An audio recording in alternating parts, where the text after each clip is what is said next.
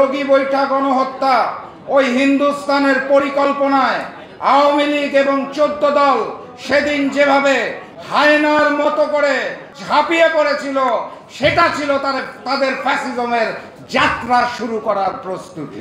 আমরা যখনই বক্তব্য দিতে আসি, ফ্যাসিস্ট শেখ হাসিনার আমলের 3টা নির্বাচন নিয়ে কথা বলি, 14, 18, 24।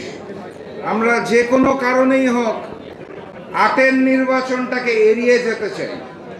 বাস্তবতা হচ্ছে 2008 সালে যেই নির্বাচন হয়েছিল, সেখানেও ইলেকশন মেকানিজম এবং ইঞ্জিনিয়ারিং হয়েছিল এবং ওই হিন্দুস্তান থেকে পরিকল্পনা করা হয়েছিল।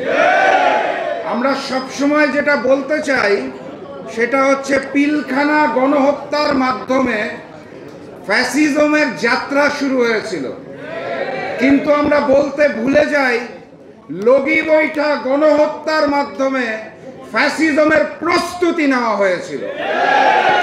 ফ্যাসিজমের যাত্রা যদি পিলখানা গণহত্যার মাধ্যমে হয়, তাহলে লগি বৈঠা গণহত্যা ওই হিন্দুস্তানের পরিকল্পনায় আওয়ামী লীগ এবং 14 দল সেদিন যেভাবে হায়নার মতো করে লগি বৈঠা নিয়ে বাংলাদেশ জামাতে ইসলামের উপর ঝাঁপিয়ে পড়েছিল, সেটা ছিল তাদের ফ্যাসিজমের যাত্রা শুরু করার প্রস্তুতি।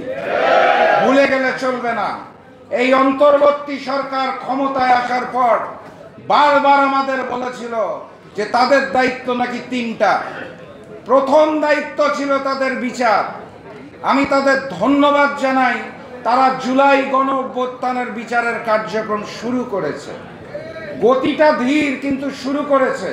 কিন্তু একই সাথে সাথে তারা অন্যান্য গণহত্যাকে অবহেলা করেছে। আমরা অন্তর্বর্তী সরকারের কাছে আশা করেছিলাম তারা জুলাই গণহত্যার মতো লগি বৈঠা গণহত্যার বিচার কার্যক্রম শুরু করবে। আমরা আশা করেছিলাম তারা পিলখানা গণহত্যার বিচার কার্যক্রম শুরু করবে। আমরা আশা করেছিলাম তারা শাপলা গণহত্যার বিচার কার্যক্রম শুরু করবে। আমরা আশা করেছিলাম বাংলার মাটিতে মোদি বিরোধী যে আন্দোলন হয়েছিল, সেই গণহত্যার বিচার তারা শুরু করবে। আমরা আশা করেছিলাম আল্লামা দেলোয়ার হোসেন সাঈদীর যে রায় দেওয়া হয়েছিল, তারপরে বাংলার রাজপথে যে গণহত্যা হয়েছিল, সেই গণহত্যার বিচার কার্যক্রম তারা শুরু করবে। কিন্তু আমরা অত্যন্ত দুঃখের সাথে লক্ষ্য করছি, তারা শুধুমাত্র জুলাইয়ের হাজারো শহীদের রক্তের বিনিময়ে যে মসনদে বসেছে, শুধুমাত্র জুলাই গণ অভ্যুত্থানের বিচারটাই শুরু করে দিয়ে চলে যেতে চায়।